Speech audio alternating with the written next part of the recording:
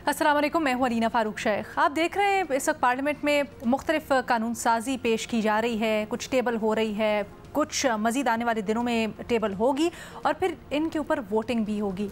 अब पाकिस्तान तहरीक इंसाफ अक्सर कानून साजी से मुतल्लिक मौक़िफ़ रखती है कि वो इसको सपोर्ट नहीं करेगी। स्पेसिफ़िकली जैसे आज एक बिल पेश हुआ जिसमें नंबर ऑफ़ जजेस से मुतल्लिक था, बढ़ाने की तादाद से मुतल्लिक था जजेस की, उसके ऊपर भी पाकिस्तान तहरीक इंसाफ ने बड़ा खुल के मौक़िफ़ अपनाया कि वो इसको सपोर्ट नहीं करते। लेकिन मसला क्या है? मामला ये है कि पाकिस्तान तहरीक इंसाफ के पास पार्लिमानी लीडरान से मुतल्लिक कुछ ज़रा मामला गड़बड़ चल रहा है। कौमी असम्बली में पाकिस्तान तहरीक इंसाफ का कोई पार्लिमानी लीडर है ही नहीं जो कि इंस्ट्रक्शंस दे सके कानून साजी को पास करना है या इसकी मुखालफत करनी है इससे मुतल्लिक। और जो सेनेट का मामला है वो कुछ यूँ है कि बैरिस्टर अली ज़फ़र मौजूद तो हैं एज अ पार्लिमानी लीडर, लेकिन दिलचस्प बात ये हुई कि जब मुख्तलिफ़ मामलात के ऊपर, ये कानून साजी के ऊपर ख़ास तौर पर इंस्ट्रक्शंस जारी करने का, हिदायत जारी करने का मामला आया, तो पार्टी के जो चेयरमैन है बैरिस्टर गौहर साहब, उन्होंने पार्टी अरकान को कौमी असम्बली भी और सेनेट भी हिदायत जारी की। यानी सेनेट में जो लीडर हैं पार्लिमानी, उनको बाईपास करते हुए पार्टी चेयरमैन ने हिदायत जारी की। अब इसके ऊपर मौक़िफ़ ये पाया जाता है कि जो आइन का आर्टिकल 63 है उसकी तशरीह के मुताबिक तो पार्लिमानी लीडर को ये हिदायत जारी करनी होती हैं, कौमी असम्बली में है नहीं, वो SIC की ज़रताज गुल हैं, लेकिन वो मखसूस नशिस्तों के जो मामला है सारा का सारा उसकी वजह से मामला लटका हुआ है। अब हमारे नुमाइंदे हैदर शिराजी, उनकी बात हुई है बैरिस्टर गौहर खान से और उनसे पूछा गया कि इसकी मंतक क्या है। जब कानून और उसकी तशरीह एक बिल्कुल मुख्तलिफ बात करते हैं तो बैरिस्टर गौहर ने इस चीज़ को क्यों अपनी हिदायत जारी की और इसको क्यों नहीं देखा। तो हैदर शिराजी के मुताबिक बैरिस्टर गौहर ये कहते हैं कि पार्लिमानी पार्टी का PTI की इजलास हुआ और पार्लिमानी पार्टी ने क्योंकि इस बात की ये हिदायत दी और आइन की जो लैंग्वेज है उसमें पार्लिमानी पार्टी लिखा हुआ है, इसलिए उनके मैंडेट के बाद उनके बिहाफ के ऊपर ये कर सकते हैं गौहर खान साहब। फिर हैदर शिराजी ने उनसे सेनेट का सवाल किया कि अली ज़फ़र साहब की मौजूदगी में आपने ये, यानी बैरिस्टर गौहर साहब ने ये हिदायत कैसे जारी की, वहाँ पर क्यों ना किया गया। तो फिर बैरिस्टर गौहर साहब ने दोहराया कि जब पार्लिमानी पार्टी से उन्होंने ये हिदायत दी और उनसे कंसेंट ले लिया तो उसके बाद दोनों हाउसेस के लिए वो ये जारी कर सकते हैं पैगाम या हिदायत। अब ये जो मामला है इसके ऊपर बैरिस्टर गौहर साहब का जो बयान है, क्या वो दुरुस्त है या नहीं और इसके सियासी इम्प्लिकेशंस क्या हो सकते हैं, इसके ऊपर अपने तज्ज़ियाकारों की राय जानते हैं। हमें ज्वाइन कर रहे हैं इरशाद भट्टी साहब, रीमा उमर साहिबा, सलीम साफ़ी साहब और फ़खर दुरानी साहब भी हमारे साथ मौजूद हैं। रीमा, आप पहले हमें ज़रा इसकी कानूनी पर्सपेक्टिव समझाइएगा। 63 की ए की तशरीह के बाद ये जो बात कर रहे हैं बैरिस्टर गौहर साहब, पार्लिमानी पार्टी आइन में लिखा है और उसके ऊपर बैंक कर रहे हैं, वो ये कहाँ तक उनकी जो तशरीह या उनकी अंडरस्टैंडिंग है, उनका मौक़िफ़ है, वो दुरुस्त है? जी शुक्रिया लीना। मेरा ख्याल है बात वो दुरुस्त कर रहे हैं, लेकिन मैं अगर उसको फ्रेम करूँगी मुख्तलिफ तरह से करूँगी। जो 63A का फैसला है सुप्रीम कोर्ट का, मेरा ख्याल है उसको फिर से पढ़ने की ज़रूरत है PTI को। उसमें ये बात बिल्कुल दुरुस्त है कि पार्लियामेंट्री लीडर का इस्तेमाल नहीं किया गया, ना आइन में किया गया है, ना सुप्रीम कोर्ट ने अपनी वजाहत में पार्लियामेंट्री लीडर की बात की है। लेकिन सुप्रीम कोर्ट ने तफसील से बताया है कि पार्लियामेंट्री पार्टी किस तरह डायरेक्शंस इशू कर सकती है या उन डायरेक्शंस पे आ भी कैसे सकती है, जिसके खिलाफ अगर कोई वोट करे तो वोट काउंट नहीं होगा और उसके बाद वो डिस्क्वालीफाई भी हो सकते हैं।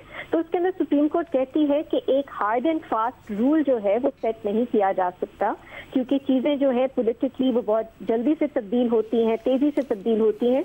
तो कुछ गुंजाइश देनी चाहिए पार्लियामेंट्री पार्टीज को कि उन्होंने किस तरह एक डिसीजन पे आना है। लेकिन एक चीज़ जो अदालत कहती है कि एक गाइडेंस जो वो देती है वो ये है कि जो डायरेक्शन है उसको majority of the parliamentary party से सपोर्ट होना चाहिए। तो अगर कोई मीटिंग बुलाई जाए जिसमें majority of the parliamentary party एक फैसला कर ले, वो बहुत अच्छा है। उसके बाद वो कहते हैं कि कॉपी ऑफ दैट डायरेक्शन जो majority of the parliamentary party ने जिसको साइन किया है या जिन्होंने एग्री किया है, उसको आपको डिपॉजिट करना है पार्लियामेंट के पास या जो भी आपकी असेंबली है उसके पास। और फिर उन्होंने कहा है कि इसको कम्युनिकेट करना है ज़्यादा से ज़्यादा जो आपके पार्लियामेंट्री पार्टी के मेंबरान हैं उनके साथ। और उन्होंने अदालत ने फाइनली ये कहा है कि हर पार्लियामेंट्री पार्टी का जो मेंबर है सबसे ज़्यादा उन पे रिस्पॉन्सिबिलिटी आती है कि वो अपने आप को सेटिस्फाई कर लें कि पार्लियामेंट्री पार्टी ने क्या हदायत दी है एक इशू पे। तो ये बिल्कुल दुरुस्त बात है कि पार्लियामेंट्री लीडर का एज सच इसमें रोल नहीं है, लेकिन पार्लियामेंट्री पार्टी ने किस तरह अपनी डायरेक्शन देनी है, किस तरह फैसला करना है, वो सुप्रीम कोर्ट के फैसले में उसको तफसील से गाइडेंस दी गई है उसमें।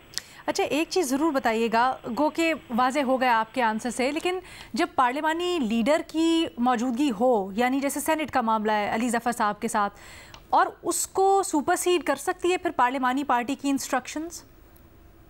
ये सुपरसीड तो उस तरह से नहीं किया जाएगा। अगर अली ज़फ़र साहब ने एक फैसला किया है वो यूनिलैटरली खुद से नहीं कर सकते। सुप्रीम कोर्ट की जो वजाहत है 63A पे वो ये क्लियर है कि फैसला पार्लियामेंट्री पार्टी का होना है। अब वो कौन कम्युनिकेट करता है, किस तरह कम्युनिकेट करता है, उसमें गुंजाइश है, लेकिन फैसला पार्लियामेंट्री पार्टी ने करना है, उनकी मेजॉरिटी ने करना है। और पार्टी पे एक तरह से ये ड्यूटी है कि वो ज़्यादा से ज़्यादा मेंबरान तक वो फैसला पहुंचाए।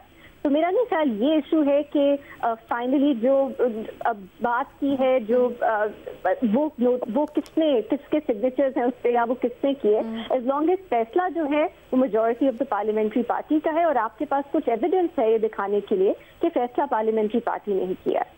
अच्छा, अब इसकी एक आती है पॉलिटिकल साइड। इरशाद भट्टी साहब, आप बताइएगा ये क्यों हुआ कि अली ज़फ़र साहब की मौजूदगी में गौहर साहब ने फील किया कि उनको चार्ज करना चाहिए, लेना चाहिए और उनको इंस्ट्रक्शंस देनी चाहिए एज द पार्लिमानी लीडर।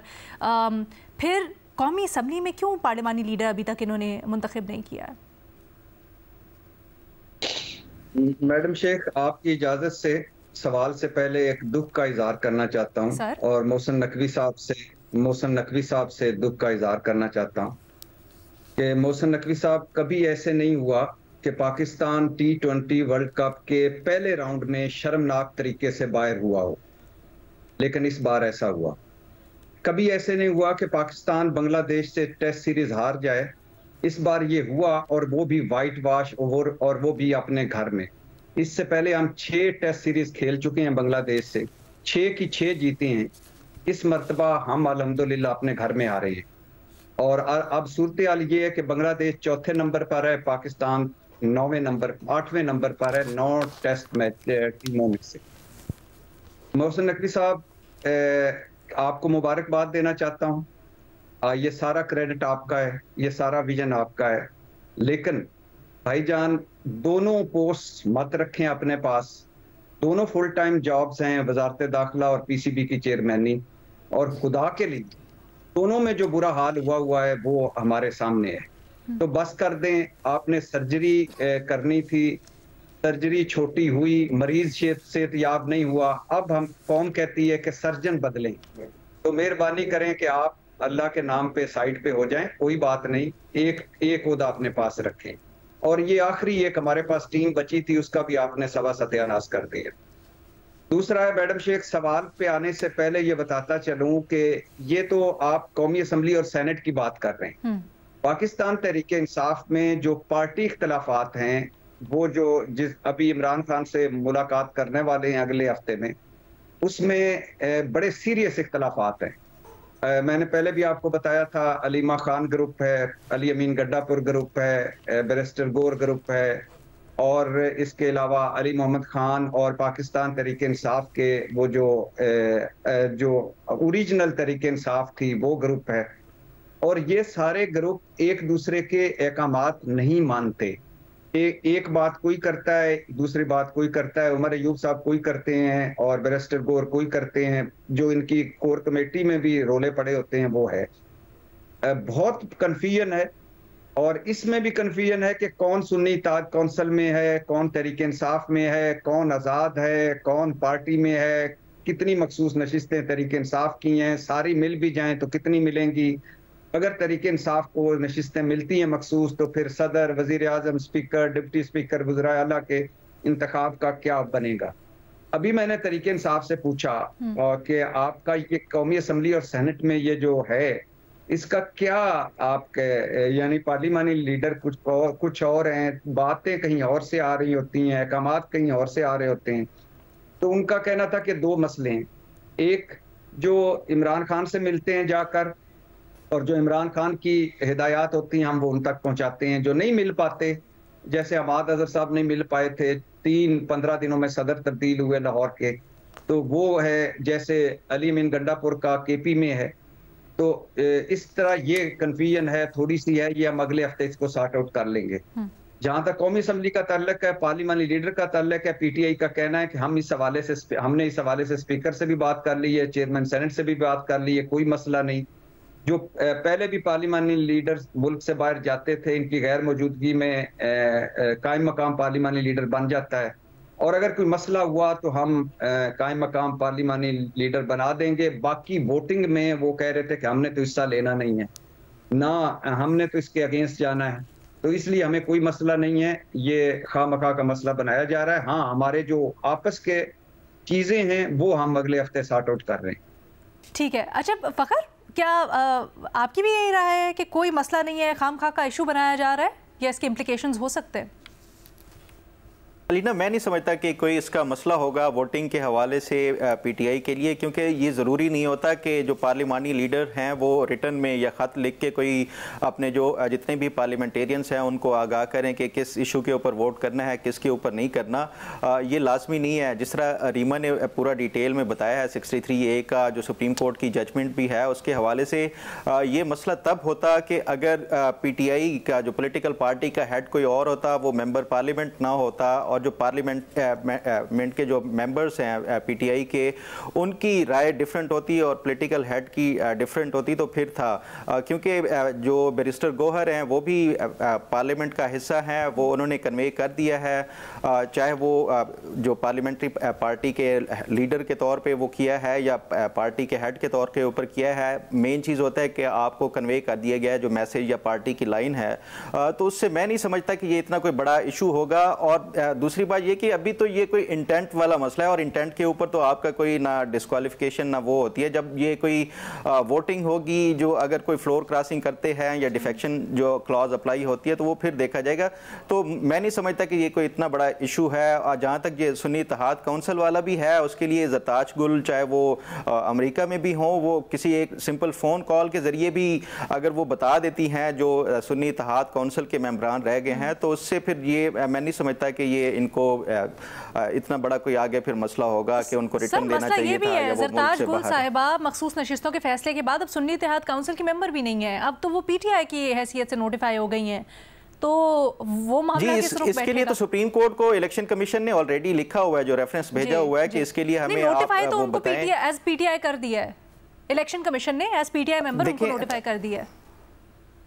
नोटिफाई करना या उसको बतौर एक पार्लियामेंट के मेंबर के नोटिफाई करना, मेरा ख्याल है कि वो अभी तक नहीं हुआ। उनके ये एक्सेप्ट कर लिए गए हैं जो इन्होंने अपने एफिडेविट थे, वो सुप्रीम कोर्ट का जब इसके ऊपर पूरी जो रेफरेंस भेजा गया है उसकी एक डिटेल आएगी, तो उसके बाद ही मेरा ख्याल है कि उनको बतौर पीटीआई के रुकन के तौर के ऊपर नोटिफाई किया जाएगा। अभी जस्ट उनके एक्सेप्ट कर लिए गए हैं, जहाँ तक मैं समझता हूँ। ये शायद रीमा उमर बेहतर बता सकती हैं। आप सही कह रहे हैं। वो इलेक्शन कमीशन ने 39 मेंबर्स को जिनको पीटीआई की हैसियत से नोटिफाई किया था ना, वो लिस्टें जारी हुई थी, उसमें ज़रताज गुल का भी नाम था और उनको पीटीआई के मेंबर के तौर पर किया गया था, नोटिफाई करें उसको, जी, जिन्होंने अपने कागजात नामजदगी पीटीआई के उसके ऊपर किए थे उनको वो किया था। बाकी जो 41 थे जिन्होंने आजाद के तौर पे किया था उनमें है, तो फिर ये पीटीआई के भी साथ ये किस तरह हो सकता है? ये मैं नहीं समझता कि ये आजाद भी हो और पीटीआई के रुकन के तौर पे ऊपर किया है। और आज उसमें ज़रताज गुल साहिबा थी, लेकिन जो नेशनल असेंबली की वेबसाइट है उसमें अपडेट नहीं हुआ रिकॉर्ड, उसमें अभी तक वो सुन्नी इत्तेहाद काउंसिल की मेंबर ही आ रही हैं, तो ये भी थोड़ा सा मसला है। अलीना, इसमें दो लिस्टें थी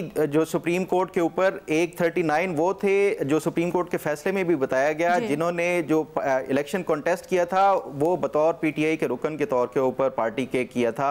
41 वो थे जिन्होंने बतौर आज़ाद किया था, बाद में उन्होंने सुन्नी इत्तेहाद काउंसिल ज्वाइन की थी जो 3 दिन का टाइम पीरियड दिया गया था। तो वो 41 वाला मामला अभी तक सुप्रीम कोर्ट के पास है, जो इलेक्शन कमीशन ने अपना ज़रताज गुल इज इन द 39 जिन्होंने पीटीआई के उसके ऊपर लड़ा था। अच्छा, तो वो फिर सुन्नी इत्तेहाद काउंसिल की नहीं है, नहीं जो पार्लिमानी लीडर? नहीं सर, यही तो अब है। ज़रा ये जो वर्बली आपने बात कही ना, ये बड़ी इंटरेस्टिंग है। साफ़ी साहब पे जाने से पहले अगर हम रीमा से जल्दी से ये कर लें क्रॉस चेक। रीमा, क्या कोई रिटन इंस्ट्रक्शंस या सबूत नहीं देना होता इस तरह के ऑर्डर्स का? क्या अगर हिदायत हम ज़बानी कलामी भी दे दी जाए पार्लिमानी लीडर की तरफ से, पार्लिमानी पार्टी की तरफ से, तो वो काबिल कबूल होती हैं? जी लीना, जैसा मैंने पहले भी जो बात की कि सुप्रीम कोर्ट ने कहा है कि फ्लेक्सिबिलिटी होनी चाहिए कि आपने किस तरह जो है कम्युनिकेट किया है मेंबर्स को अपना डिसीजन, लेकिन डिसीजन कैसे लिया है उसमें आपको at least majority of the parliamentary party उनकी रजामंदी चाहिए। तो जो अदालत ने एक गाइडेंस दी है वो ये है कि एक जो डायरेक्शन की कॉपी है वो साइन होनी चाहिए majority of the parliamentary party से, और फिर आप जो हाउस या असेंबली है उसके सेक्रेटेरिएट के साथ वो डिपॉजिट करवा दें। ये नोटिस समझा जाएगा पूरी पार्लियामेंट्री पार्टी के लिए कि ये डायरेक्शन पार्लियामेंट्री पार्टी ने दे दी है। तो सुप्रीम कोर्ट ने इसको काफी फ्लेक्सिबल रखा है। मेरा नहीं ख्याल कोई हार्ड एंड फास्ट रूल है, लेकिन एक चीज जो अहम है कि majority of the parliamentary party की सपोर्ट जरूरी है। अब वो चाहे एक मीटिंग में हो, चाहे वो इस तरह की कोई खत है या कोई डायरेक्शन है उसमें सिग्नेचर्स के तौर पे हो, उसमें फ्लेक्सिबिलिटी है। अच्छा, हमारे नुमाइंदे के मुताबिक बैरिस्टर गौहर दावा तो कर रहे हैं कि मिनट्स ऑफ द मीटिंग भी दिखाए जाएंगे, बट अब लेट्स सी कि किस हद तक ये जाएंगे। SIC वाला मामला मैं आपसे बाद में आके करती हूँ, पहले साफ़ी साहब का तज्जिया जानते हैं। साफ़ी साहब, ये जो पूरी की पूरी सूरत हाल है, पार्लिमानी पार्टी का लीडर ना बनाना, गौहर साहब का खुद सेनेट में पार्लिमानी लीडर होते हुए मामलात को हैंडल करना, और ऊपर से कानूनी टेक्निकलिटी का फ़ायदा उठाते हुए अथॉरिटी इस्तेमाल करना, आप इस सबको किस तरह से देख रहे हैं? असल में ये सारा मिसक्रिएट किया है सुप्रीम कोर्ट ने।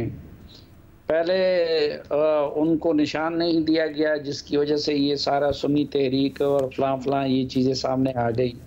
फिर उसके बाद ये जो फैसला दिया कि सीटें PTI को मिलनी चाहिए, तो उसमें भी बहुत सारे सवालात वो जवाब के उसका नहीं दिया गया उसमें, इसलिए अब इलेक्शन कमीशन ने फिर उनसे वजाहत मांगी।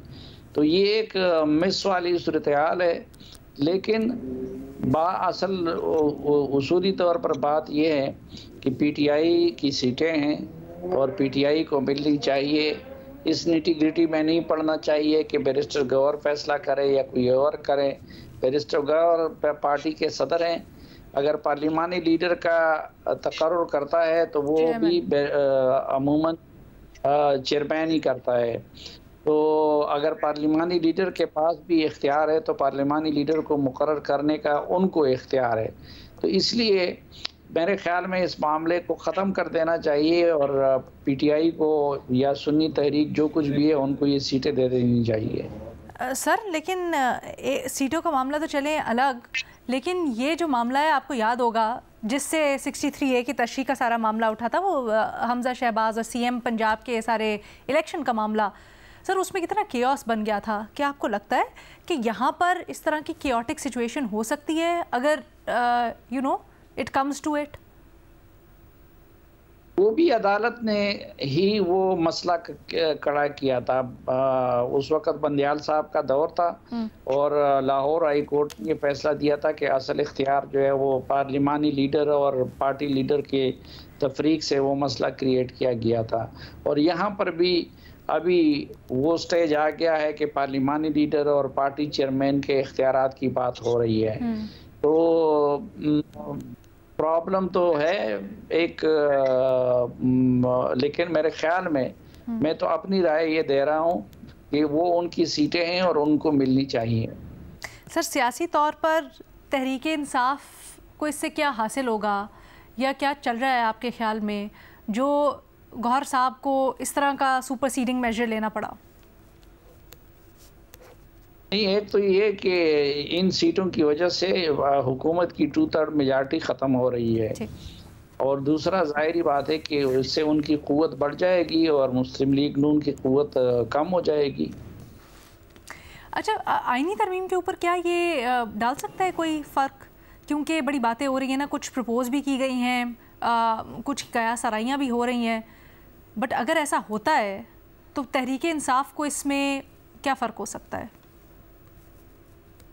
तो उसका जवाब आपको बेहतर रीमा दे सकती है कि आईनी तरमीम पे इसका असर है या नहीं पड़ सकता है, क्योंकि अब ये सवाल है कि जजों की तादाद बढ़ाना, उसके लिए क्या आईनी तरमीम की ज़रूरत है या कि सिर्फ वो सादा अक्सरियत से हो सकता है? सर, उसके ऊपर तो हम पहले भी बात कर चुके हैं। भट्टी साहब, आप बताइएगा, ये ख़ास तौर पे सेनेट में जो मामला बना हुआ है अली ज़फ़र और गौहर खान साहब का, ये क्या मामला है और इसके ऊपर क्या कुछ रिटेलिएशन आ सकती है अली ज़फ़र साहब की तरफ से? अब सूरत हाल ये है कि एक तो मैंने बताया ना कि पाकिस्तान तहरीक इंसाफ के अपने आपसी इख्तलाफात हैं और वो 4-5 ग्रुप हैं, और वो 4-5 ग्रुप जो हैं वो एक दूसरे की बात जो आजकल है वो समझते हैं कि ये पता नहीं कि कहाँ से बात आई है, ये क्यों ऐसी बात कर रहा है, एक दूसरे पे शक करते हैं, एक दूसरे पे सारा मामला होता है। लेकिन इन्होंने इसका आईनी तरमीम पे कोई असर नहीं पड़ेगा, ना इन्होंने वोटिंग में हिस्सा लेना है, ना इन्होंने वोट डालना है। आईनी तरमीम के लिए पार्लियामेंट का मुश्तरका इजलास से अगर कुछ कर लेते हैं तो वो अलहदा बात है, लेकिन 11 सीटें अभी भी कम हैं आईनी तरमीम के लिए। तो ये सारा ये पाकिस्तान तहरीक इंसाफ ने कल भी अपने सारे मेंबर्स को कहा है, आज भी कहा है कि कोई मौजूद ना हो, कोई आईनी तरमीम में हिस्सा ना ले, वॉकआउट करे, शोर वगैरह डाले, और वो कह रहे हैं हम इस आईनी तरमीम को नहीं मानते, जिसमें कान को दूसरी तरफ से पकड़ा जा रहा है। मतलब वही एक्सटेंशन का मामला अभी भी उनके ज़हनों में है। अच्छा, वो तो एक अलग बात है ना, क्योंकि वजीर कानून ने इसके ऊपर कहा है कि ऐसी कोई बात नहीं है। तो चले फिलहाल हम इस मामले को वहीं पर रोक देते हैं, बट मैं आपसे बैरिस्टर गौहर और बैरिस्टर अली ज़फ़र की बात कर रही हूँ कि ये दोनों की कन्फ्रंटेशन क्यों है, किस मामले के ऊपर इख्तलाफ है? मैडम शेख, आपको एक शायद कुछ दिन पहले या 2-3 हफ्ते पहले अलीमा खान साहबा का एक बयान आपने शायद सुना होगा कि इमरान खान को जब गिरफ्तार किया गया तो अली ज़फ़र साहब पूरे प्रोटोकॉल में फिर रहे थे, और मैंने अली ज़फ़र साहब को कहा कि इमरान खान को कम से कम अटक जेल में एक मैट्रेस ही पहुंचा दें। लेकिन उन्होंने पहले मेरी कॉलें नहीं सुनी और फिर मेरे मैसेज का जवाब नहीं दिया। और बैरिस्टर गौर और अली ज़फ़र की भी सियासी कमेटी की कोर कमेटी मीटिंग में भी 2-3 मामलात पर बड़ी बहस और मुबाहिसा हो चुका है, और अली ज़फ़र साहब और जो हैं उनके बहुत सारे ऐसे इक़दाम हैं जो पाकिस्तान तहरीक इंसाफ जिन्होंने ओन नहीं किया, लेकिन चूंकि अभी इमरान खान अली ज़फ़र साहब कह रहे हैं कि इनको कंटिन्यू करें, तो इसलिए ये आपसी इख्तलाफात हैं जिसकी वजह से ये सारी चीज़ें सामने आ रही। ठीक है जी, एक छोटी सी ब्रेक लेते हैं, ब्रेक के बाद वापस आते हैं, मज़ीद इशूज़ डिस्कस करेंगे। Welcome back. उमर अयूब का इंटरेस्टिंग बयान सामने आया है। PTI 9 में के वाक़यात पर एक बार फिर उन्होंने अपना मौक़िफ़ दोहराया है। आपको याद होगा माफ़ी मांगने का मुतालबा किया गया था, इसके ऊपर पाकिस्तान तहरीक इंसाफ कहती है किस बात की माफ़ी मांगे, हमने जब कोई गलत काम किया ही नहीं। उन्होंने कहा कि 9 में के वाक़े की CCTV फुटेज लाएं, दूध का दूध पानी का पानी हो जाएगा। ये लोग CCTV फुटेज लाते नहीं क्योंकि इनकी हकीकत खुल जाएगी।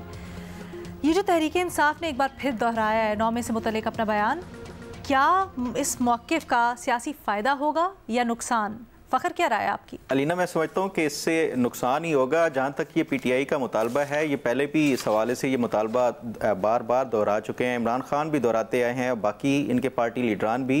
लेकिन यही जो सवाल है कि 9 मई के हवाले से जो CCTV फुटेज है, वो DG ISPR से यही इसी साल मई में जब उनसे सवाल पूछा गया था कि इमरान खान ये कहते हैं कि आप बताएँ कि कौन से सबूत हैं या CCTV फुटेज वाला, तो तब भी उन्होंने यही जवाब दिया था कि ये जो तमाम ये हकायक और वाक़यात थे वो पूरी कौम ने, सब ने देखे टेलीविज़न चैनल्स के ऊपर भी।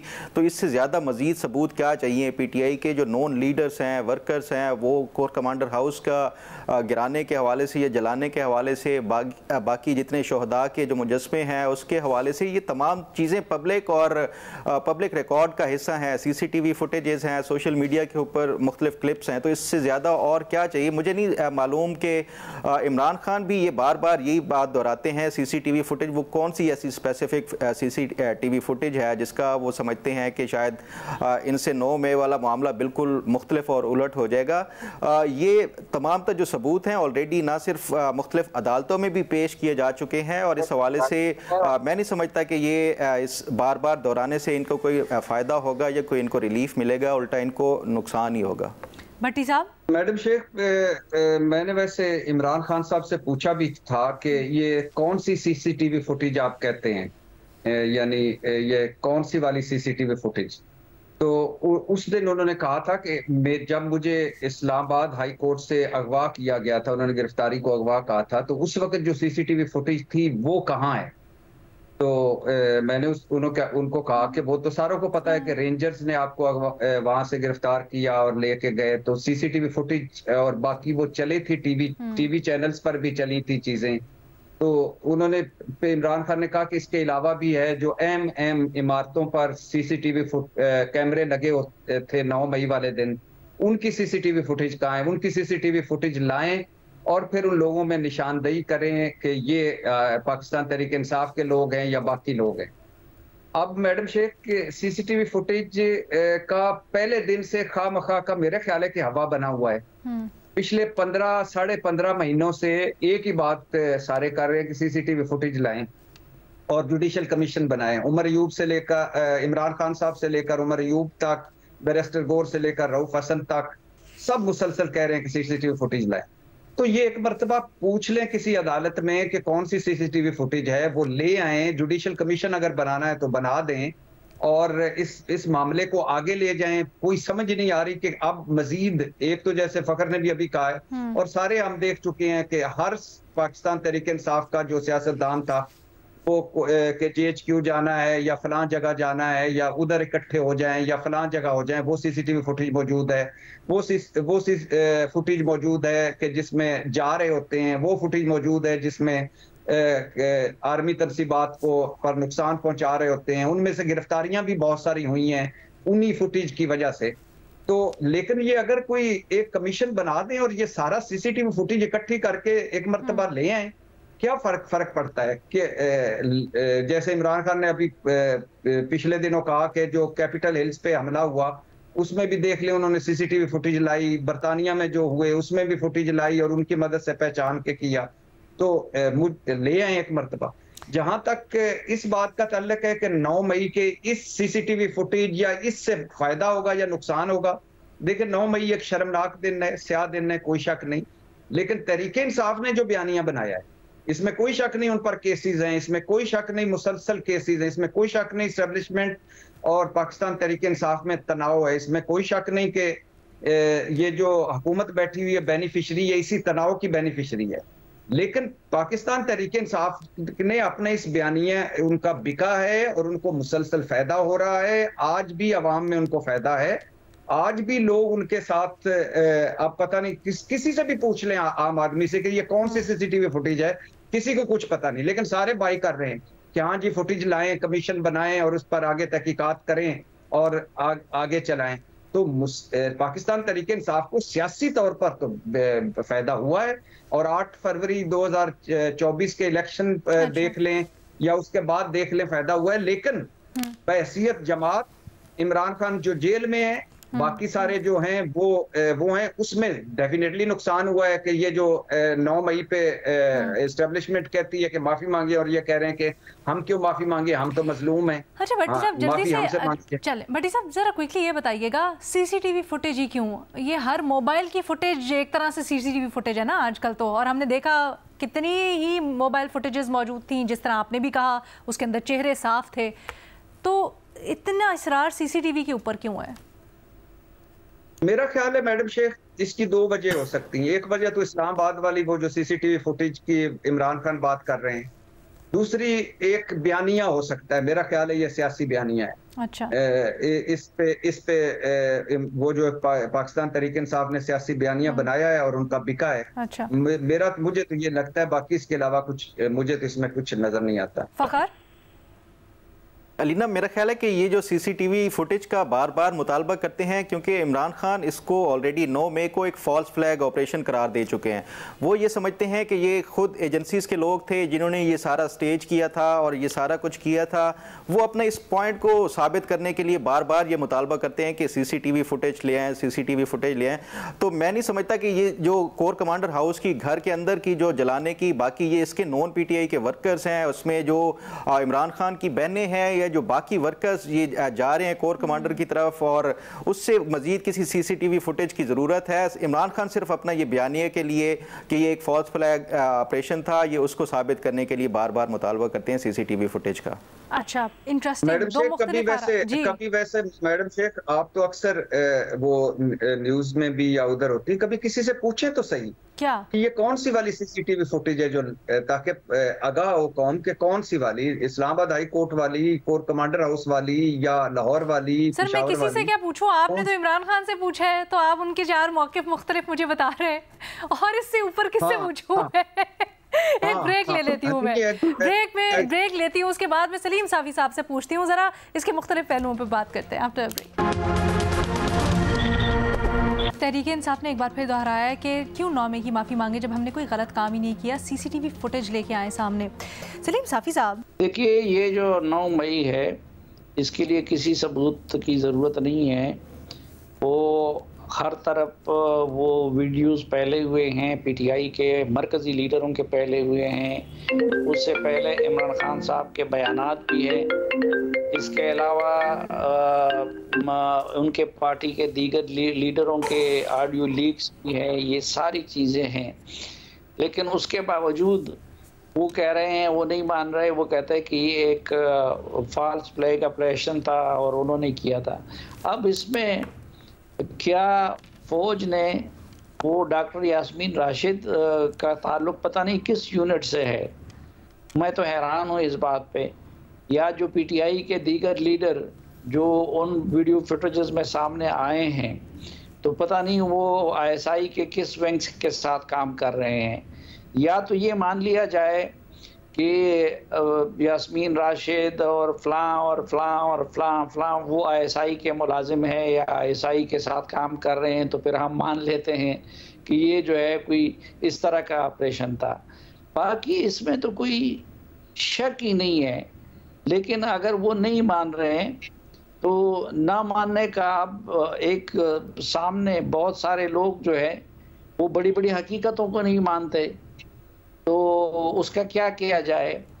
मुझे याद पड़ता है, मरहुमा वालदा ने एक दिन मुझसे पूछा कि बेटे ये सारे लोग तो इस तरफ हैं और तुम इस तरफ क्यों हो। वो एक पॉलिटिकल इशू पे वो मेरे साथ बात कर रही थी, तो मैंने वालदा से कहा कि इस पूरे, अगर आप चीन, इंडिया और पाकिस्तान सबको मिला लें इस खिते को, तो मैंने उनसे कहा कि इसमें अल्लाह को मानने वाले ज़्यादा है या ना मानने वाले ज़्यादा है, और अल्लाह का वजूद जो है वो दुनिया की सबसे बड़ी हकीकत है। तो मैंने उनसे कहा कि अल्लाह की वजूद को अब नऊज़ुबिल्लाह मैं भी इस बुनियाद पे ना मानूं कि अक्सरियत इस खित्ते का नहीं मान रही है। तो यहाँ पे भी बात ये है कि सबूत हर तरह के मौजूद है, लेकिन इस मामले को भी लटकाया हुआ है और कंफ्यूज किया हुआ है सुप्रीम कोर्ट ने। अगर सुप्रीम कोर्ट इस इजाज़त दे दें या मिलिट्री कोर्ट्स की, या उसको मुस्तरद कर दे और ये कह दे कि जी बस आम अदालतों में इसकी समाअत की जाए, तो अभी तक बहुत सारे मामलात हमारे सामने खुल के आ जाते, क्योंकि इस वक्त मुद्दइयों के पास जितने सबूत है वो भी उन्होंने मुकदमे के लिए रखा है, और फिर हम देखेंगे कि वो इमरान खान साहब और उनके साथी अपना मुकदमा किस तरह वहाँ पे अदालत में साबित कर सकते हैं। तो ये जो अदालत में मामला नहीं जा रहा है और सुप्रीम कोर्ट ने उसको लटकाया हुआ है, तो जिम्मेदारी उसकी है। ठीक है, उसकी वजह से कंफ्यूजन है। ठीक है रीमा, आप इसके ऊपर क्या राय रखती हैं? क्या पाकिस्तान तहरीक इंसाफ अगर मान ले और फिर आगे बढ़े, क्योंकि इस वक्त पाकिस्तान तहरीक इंसाफ के लिए हम देख रहे हैं सख्तियाँ भी हैं, फिर एक तरह से सियासत भी अटकी हुई है इनकी, उससे ज़्यादा इनको फ़ायदा होगा या फिर अपने इसी मौक़िफ़ पर डटे रहें और अगर पब्लिक उसको कंज्यूम कर रही है और उसका अच्छा रिस्पांस दे रही है तो उससे ज़्यादा फ़ायदा होगा? अलीना, अगर पीटीआई कहती है कि वो सिर्फ इस्टेब्लिशमेंट से बात करेगी क्योंकि इस्टेब्लिशमेंट ही है जिसके पास पावर है, तो फिर ये कहना कि ये फॉल्स फ्लैग ऑपरेशन है, मेरा नहीं ख्याल ये इफेक्टिव स्ट्रैटेजी है। पीटीआई का नैरेटिव सिंपल होना चाहिए कि हमने as a party, Imran Khan साहब ने पार्टी के लीडर के तौर पे कोई हदायत नहीं दी कि आप मिलिट्री इंस्टॉलेशंस पे अटैक करें, कोई कंस्पिरेसी नहीं थी फौज के खिलाफ। लेकिन हाँ, पीटीआई के कुछ कारकुनान ऐसा हो सकता है जो मुलविस हों इन अटैक्स में, उनसे पीटीआई कह दे कि उनके खिलाफ जो है वो कार्रवाई होनी चाहिए, फेयर ट्रायल उनका होना चाहिए, उन्हें सजाएं मिलनी चाहिए। फॉल्स फ्लैग की जब वो बात करते हैं या कहते हैं कि ये फौज ने खुद करवाया है, इसमें मेरा ख्याल है वो ना कन्विंस कर सकते हैं उन लोगों को जो वीडियोज में जिनको नजर आ रहा है कि पीटीआई के कुछ हाई प्रोफाइल लोग हैं जो उसमें इन्वॉल्व है, जो नजर आते हैं। तो मेरा ख्याल है ये एक ऐसी चीज है जो उनके मौक़िफ़ को, उनके नैरेटिव को कुछ कमजोर करती है उन लोगों के लिए जो एक्चुअली फैक्ट को देख के कुछ ओपिनियन बनाना चाहते हैं। वरना राइट टू प्रोटेस्ट सबका फंडामेंटल राइट है, ये पीटीआई मेंटेन कर सकती है। सिर्फ इस पे वो कह सकती है कि हमारा इसके पीछे कोई कंस्पिरेसी नहीं थी या कोई डायरेक्शन नहीं थी कि आप हमला इस तरह करें। दूसरी बात अलीना, ये कहना कि सुप्रीम कोर्ट की वजह से हमें हकायक पता नहीं लग रहे। अब आप सपोज कि सुप्रीम कोर्ट जो है वो ना इसमें इन्वॉल्व होती, वो कहती है पिटिशन शुरू में जब सुप्रीम कोर्ट ने कहा कि मिलिट्री ट्रायल्स सिविलियंस के नहीं हो सकते, उसके बाद उसको सस्पेंड कर दिया गया। लेकिन मसला तो ये है कि फौज ने जब ये फैसला किया और हुकूमत के साथ मिलके कि हम फौजी अदालतों में ट्रायल करेंगे, इसका मतलब है वो कौम तक हकायक नहीं चाहते थे कि पहुंचे, क्योंकि मिलिट्री ट्रायल्स क्लोज्ड होते हैं। अभी फैज हमीद साहब का ट्रायल हो रहा है, हमें क्या मालूम, हमें कभी खबरें ही मिलती है कुछ रिपोर्टर्स, कुछ सोर्सेज के थ्रू कि क्या हो रहा है उनके ट्रायल में, हकीकत तो हम तक नहीं पहुंच रही। तो इसी तरह होते वो भी ट्रायल, हकीकत तो हम तक नहीं पहुंचती कि कंस्पिरेसी क्या थी, किस हद तक पीटीआई की इन्वॉल्वमेंट थी, हमें ये बस पता लग जाता है एक प्रेस रिलीज में कि कन्विक्शंस हो गई हैं और ये सजाएं हैं। तो अगर हमें फैक्ट की तरफ जाना है तो हुकूमत को भी चाहिए, फौज को भी चाहिए कि ये मामला जो हैं इनके ट्रायल सिविलियन कोर्ट्स में ओपन ट्रायल्स के तहत हों। वरना फिर हम सब मान रहे हैं कि हमें कन्विक्शन से या सजाओं से ज्यादा गर्ज है और हमें हकायक या ट्रूथ हम तक पहुंचे उसमें हम ज्यादा इंटरेस्टेड नहीं हैं। अच्छा, आई थिंक जहाँ आप जो बात कर रही हैं वो अपनी जगह बिल्कुल दुरुस्त है, लेकिन साफ़ी साहब ने बिल्कुल मुख्तलिफ पैराए में बात की थी। उन्होंने कहा था कि केस का फैसला हो जाना चाहिए ताकि मामला एक करवट बैठे। साफ़ी साहब नहीं ठीक है मैं सिर्फ कह रही हूँ, बिल्कुल उनकी बात दुरुस्त है। हमने बहुत बार पहले भी इस शो में बात की कि सुप्रीम कोर्ट क्यों लटका के रख रही है इस फैसले को, लेकिन सुप्रीम कोर्ट में तो केस तब गया ना जब हुकूमत और फौज ने फैसला किया कि हमने इन केसेस को मिलिट्री कोर्ट में भेजना है। हम वहां से शुरुआत क्यों नहीं करते कि ये इशू था जिसपे मसला हुआ, उसके बाद सुप्रीम कोर्ट को इन्वॉल्व होना हुआ और अब ये क्यों डिले हो रहा है, इस पे हम सबकी स्पेकुलेशन हो सकती है। फैसला फौज और हुकूमत की तरफ से आना चाहिए था कि हम ओपन ट्रायल्स के थ्रू हकायक अवाम तक पहुंचेंगे कि किस तरह पीटीआई मुलविस थी। हुकूमत ऐसे कह रही है कि पीटीआई दहशतगर्द जमात है, हम उनको बैन कर देंगे, हम उनके साथ डायलॉग नहीं करेंगे क्योंकि उन्होंने 9 में किया, लेकिन उसका अभी तक एक प्रूफ भी हम तक तो नहीं पहुंचा। तो फौजी अदालतों से अगर आपको कन्विक्शंस भी मिल जाएंगी तो आप कैसे कन्विंस करेंगे पीटीआई के सपोर्टर्स को कि जिस जमात को वो सपोर्ट करते हैं वो इस तरह की चीजों में मुलविस थी? ये मेरा सवाल है। कानूनी तौर पर I agree with what you are saying, लेकिन जिस तरह भी हमने बात की, जो बहुत सारी फुटेजेस हैं जिसमें नज़र आ रहे हैं बहुत से रहनुमा, ऐसी लीडरशिप जिसको झुटलाना नामुमकिन है कि वो पीटीआई के साथ नहीं है, उनका ताल्लुक नहीं है, तो इसकी मौजूदगी में क्या ये कहना दुरुस्त नहीं होगा कि तहरीक इंसाफ की पार्टी थी उसमें मुलविस?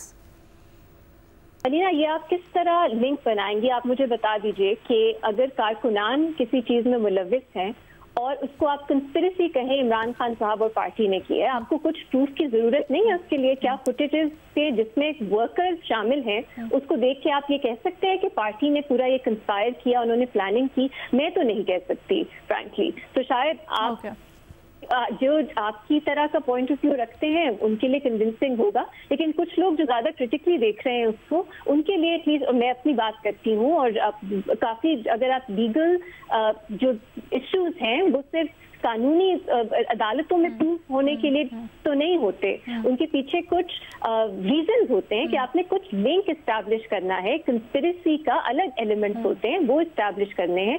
अगर वो आप नहीं कर पाए तो ये नैरेटिव जो है ये आप नहीं लोगों को कन्विंस कर सकेंगे, आप ये टीवी तक ही महदूद रह जाएगा। ये इंटरेस्टिंग पॉइंट है। हमारे जो बाकी तीनों तज्जियाकार हैं उन्होंने क्योंकि बिल्कुल मुख्तलिफ मौक़िफ़ लिया, तो एक एक मिनट दे देते अगर कोई आंसर करना चाहे तो।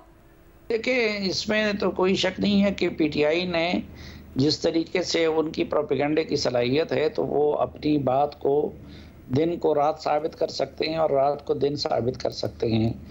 लेकिन मेरे ख्याल में इसमें एक तो ये है कि एक मुकाम नहीं, दो नहीं, तीन नहीं, सैकड़ों मुकामात हैं और सारे फौजी मुकामात हैं और उनको निशाना बनाया गया है। और इसमें से हर जगह की जो फुटेजेस है उस फुटेजेस में कोई पीपल्स पार्टी वाला, कोई नून लीग वाला नहीं है, कोई फौजी नहीं है, बल्कि वो पीटीआई ही के वर्कर्स हैं।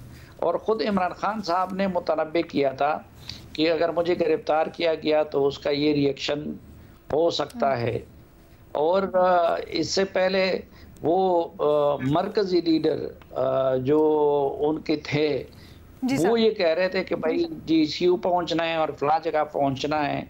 तो इतने बड़े अकायद के बावजूद भी अगर कोई किसी दूसरे नैरेटिव को मानता है तो ये उसकी मर्जी है। चलिए ठीक है, लेट्स सेटल इट के let's just agree to disagree on this one. Reema की मुख्तलिफ अप्रोच है, आप तीनों की मुख्तलिफ। जाते जाते एक पिछले सवाल से जुड़ा हुआ सवाल जो रीमा के सामने मैं रखना चाहूँगी। रीमा, 63A की जब तशरीह हुई तो उसके ऊपर आपने भी, बहुत से दीगर कानूनी माहिरीन ने भी मुख्तलिफ आरा का इजहार किया। क्या आप समझती हैं कि अब जब ये मामला निकला है और दोबारा से सवाल उठ रहा है पाकिस्तान तहरीक इंसाफ के तनाजुर में, तो अच्छा मौका है कि दोबारा तशरीह हो जाए या इसको रिविजिट करें? क्या आपको लगता है कि उस नहज तक बात पहुँचेगी? अलीना, बहुत कबल इस वक्त है इस पे बात करना। एक रिव्यूज की पेंडिंग है, उस पर फैसला आना चाहिए। लेकिन मेरा ख्याल है अभी ये स्पेकुलेट करना कि वो पीटीआई के लोग जिन्होंने इलेक्शन के वक्त, इलेक्शन से पहले जब इतना हॉस्टाइल रवैया था रियासत का पीटीआई के साथ, उन्होंने साथ नहीं छोड़ा, अब कुछ ऐसा हो जाएगा कि कुछ उसमें से लोग जो हैं वो तोड़ लिए जाएंगे, वो पार्टी की हिदायत के खिलाफ वोट करेंगे, फिर मामला अदालत में जाएगा, फिर अदालत किस तरह फैसला करेगी। और कोई ऐसी आईनी तरमीम भी है, अभी तक तो क्लैरिटी भी नहीं है कौन सी आईनी तरमीम है जिसके ऊपर उनको डायरेक्शंस दी गई हैं, क्योंकि ये जजेस वाला मामला जो है वो तो एक ऑर्डिनरी बिल है, हुकूमत का बिल भी नहीं है। और constitutional amendment I don't know, जब वो आएगी तो हम उस पर बात कर सकते हैं। लेकिन ऑफ कोर्स 63A का जो ओपिनियन था सुप्रीम कोर्ट का, मेरा उससे इख्तलाफ है। मेरा ख्याल है उसमें री राइटिंग ऑफ द कॉन्स्टिट्यूशन का एलिमेंट बहुत वाजे है। तो रिव्यू में जब भी वो सुना जाए, इस पर क्लैरिटी मेरा ख्याल है ज्यादा जरूरी है इन चीजों से कंपेयर अगर हम करें कि अब इस वक्त जो पीटीआई के इश्यूज सिचुएशन चल रही है उससे कतई नजर, वो तो मेरा ख्याल है क्लियर है, एटलीस्ट मेरे लिए वो सिचुएशन पीटीआई से। ठीक है जी, ठीक है जी। तो आज के प्रोग्राम से इतना ही, इजाजत दें, अल्लाह हाफिज।